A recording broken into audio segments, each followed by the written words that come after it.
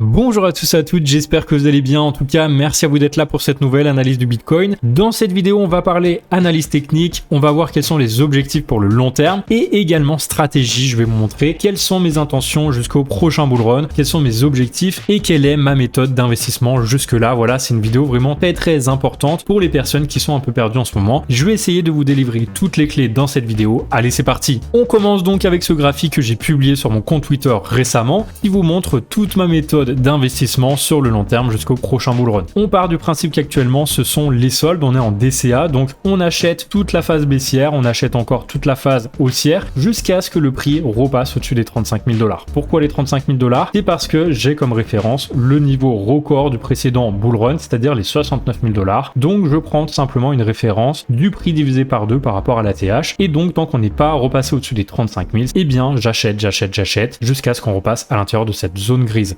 Lorsqu'on sera à l'intérieur de cette zone grise, ça sera le moment de ne rien faire. Seulement si on a par exemple une correction comme on a pu avoir ici de plus de 10%, lorsque c'est rouge, eh bien on achète tout simplement parce que ce sont les seules opportunités qu'on obtient lorsqu'on est en phase de bull run. Mais pour l'instant, attention, je souhaite quand même montrer cette zone ici très importante du niveau des 32 000 $ qui correspond à l'ancien support du précédent bull run.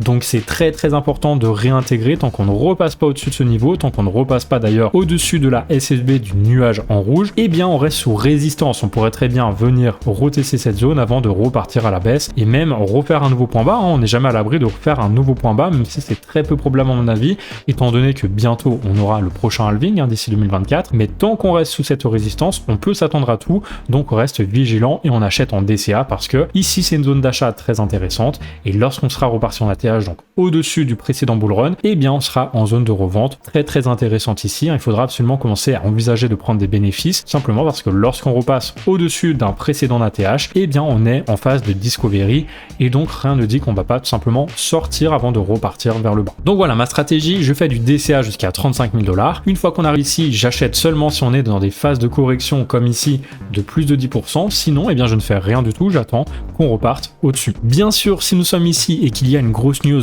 majeure comme par exemple l'interdiction totale du Bitcoin aux États-Unis, là je penserais potentiellement à revendre parce que ce sera quand même une news très bearish, mais je veux pas porter la poisse, donc on va pas y penser. On va penser au fait qu'on pourra revendre ici grâce au halving qui va diviser par 2 les récompenses des mineurs qui seront obligés d'envoyer plus haut et bien tout simplement le prix du Bitcoin. Donc on espère que d'ici les prochains mois, les prochaines années, on arrive dans cette phase ici. Et pour cela, eh bien il faudra avoir en tête des objectifs de vente. Donc pour moi, les objectifs de vente, comment je les ai calculés? Eh bien on va passer sur le graphique mensuel. On observe qu'en mensuel, on a toujours le même cycle qui se répète, c'est-à-dire des triangles. En fait, on a un bull run, on a ensuite une phase de correction qui s'appelle le bear market et ensuite lorsqu'on a touché le point bas du bear market, on repart à la hausse comme on l'a fait ensuite ici. On a eu le bull run, on a eu le bear market, on a eu la phase de correction du bear market et on est reparti en ATH. On allait chercher un objectif qui correspondait à la hauteur du triangle comme à chaque fois. Lorsqu'on a fait un triangle, on peut prendre la hauteur de ce triangle, reporter en endroit de cassure et ça nous donne toujours un objectif minimum qui a toujours été atteint par le prix. Il a toujours été atteint, vous voyez ici également, ici, et on espère qu'on ira donc atteindre le niveau des 230 000 $. Donc pour moi, le premier niveau de TP à viser, voire même en fait le TP3 ici sur mon graphique, eh bien c'est le niveau des 230 000 $ qui correspond à ma flèche en violet, qui correspond à la hauteur, en ayant pris le point bas de ce précédent bull run reporté à l'endroit de cassure. Maintenant, comme vous le savez, eh bien rien n'est sûr avec les cryptos, c'est pour cela que j'ai des phases de TP intermédiaires. J'ai calculé tout simplement entre le point haut et le point bas de ce bull run les extensions de Fibonacci, ça me donne le premier TP à 1,414 de Fibo, ce sont les 125 000 $, et ensuite les 1,618, c'est le niveau qui va souvent être pris sur les cryptos et même sur les marchés traditionnels par les traders, donc c'est le niveau des 168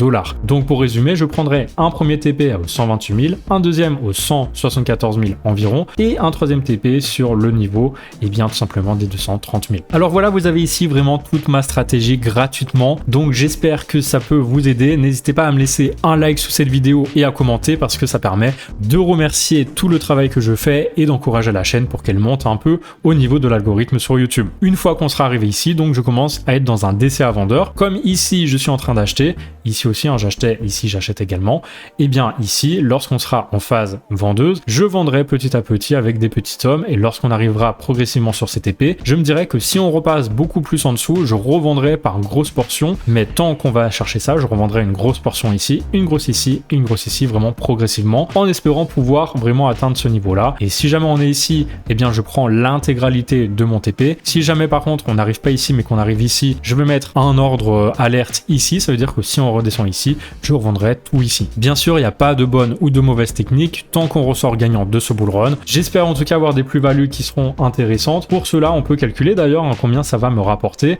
Imaginons que j'ai acheté en moyenne aux alentours des 22 000 $ parce que c'est resté très longtemps autour de là et j'ai acheté ici mais également ici. Et bien, ce que je peux faire, c'est prendre un ordre ici aux alentours des 22 000 et puis monter jusqu'à ici. Donc j'aurai potentiellement un plus 466% par rapport à mes achats, ma moyenne d'achat. Ensuite, si je revends ici, eh bien ça sera une moyenne de revente aux alentours des plus 660%.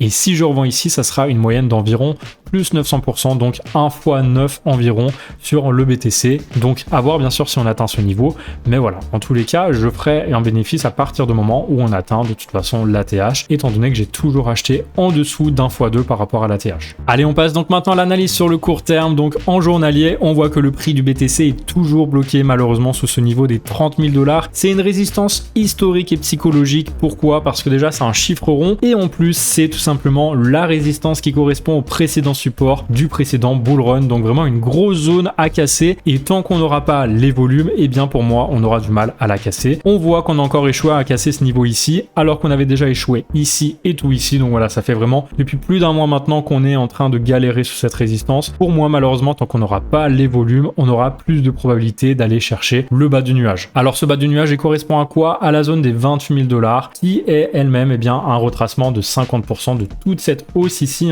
Pour moi, à partir de ce niveau-là, on a commencé une correction et donc maintenant on est allé chercher les 0,382 de Fibonacci. C'est presque logique qu'on rebondisse ici et maintenant qu'on a été rejeté aux 30 000, il y a des chances qu'on reparte vers le prochain niveau de support Fibonacci. Donc voilà, moi je vise plutôt un retour sur les 28 350 $, voire les 28 000, tout simplement parce que les 28 350 ça correspond à la hauteur de ce pattern reportant l'endroit de cassure. C'est un pattern d'élargissement ascendant à angle droit. J'avais donné la target à 28 350, je l'ai enlevé pour plus de visibilité mais elle est toujours active tant qu'on ne repassera pas au-dessus du nuage ici aux alentours des 30 700 $, tout simplement parce que c'est une zone aussi de résistance importante. Comme vous pouvez le voir ici, eh bien c'est le nuage en weekly et tant qu'on ne repasse pas le nuage en weekly, eh bien on est toujours en bear market parce que on reste sur résistance importante. Et lorsqu'on aura cassé ce nuage là, je l'espère dans les prochaines semaines, j'espère me tromper en disant qu'on ira chercher la Tenkad à 28 350, mais si on va chercher la cassure de ce nuage, on aura des chances enfin d'aller chercher le niveau des 43 300 $. Et ça serait vraiment un signal super positif parce que on regagnerait un niveau de résistance très important. On n'y est pas encore pour l'instant, malheureusement. Pour moi, les probabilités sont plutôt baissières, surtout qu'en plus, regardez, on a la Shekuspan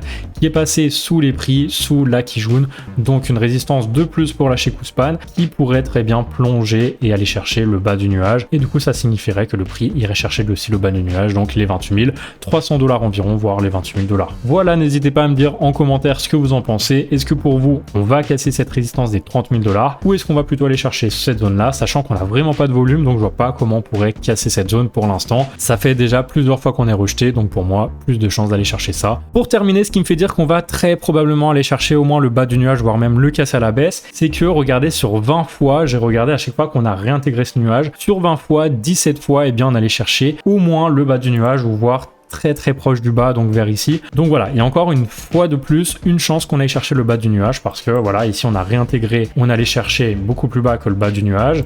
Ici on l'a réintégré, on l'a cassé à la baisse. On peut rechercher encore un nuage qui a été cassé à la baisse. Ici, vous voyez, on l'a réintégré, ça a cassé à la baisse.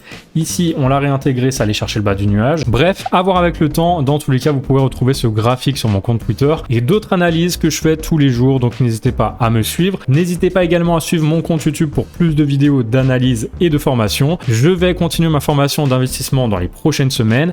Là, je prends 2 semaines de congé, mais dès que je reviendrai, eh bien, je publierai de nouvelles formations. Donc, n'hésitez pas à me suivre, à liker cette vidéo si elle vous a été utile. Je vous souhaite une très belle fin de journée. Je vous dis à dans 2 semaines pour une nouvelle analyse des cryptos.